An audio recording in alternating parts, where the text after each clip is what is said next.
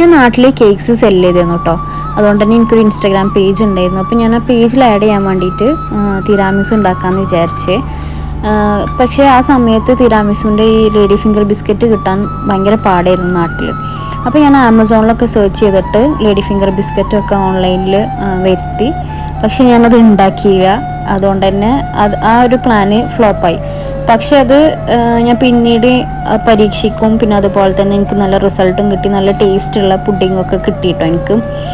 ഇപ്പം അതുപോലെ ഞാൻ എൻ്റെ അടുത്ത് കുറച്ച് എക്സ്പയറി ആവാനായിട്ടുള്ള ലേഡി ഫിംഗർ ബിസ്ക്കറ്റ് ഉണ്ട്. ഞാൻ ഇവിടെയും ഇതുപോലെ ഓർഡർ എടുക്കാമെന്നുള്ള ഇതിൽ മേടിച്ച് വെച്ചതാണ്. പക്ഷേ എക്സ്പയറി ആവാനായപ്പോൾ ഞാൻ ഇതും കൊണ്ട് പരീക്ഷണാർത്ഥം കേക്ക് പോലെ ആക്കാമെന്ന് വിചാരിച്ചിരുന്നു. ഞാൻ പുഡിങ്സ് ആ ഒരു രീതിയിലാണ് ചെയ്യൽ.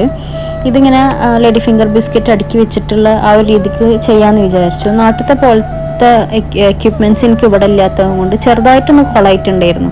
എന്തായാലും ഞാൻ കുറച്ചൊക്കെ അഡ്ജസ്റ്റ് ചെയ്ത് ഏകദേശം ഒരു ലുക്കിലാക്കി എടുത്തിട്ടുണ്ട്. കഴിക്കാനൊന്നും ടേസ്റ്റിന് കുറവുണ്ടായിരുന്നില്ല, പക്ഷേ ലുക്കിൽ ചെറിയൊരു മാറ്റം ഉണ്ടായിരുന്നു.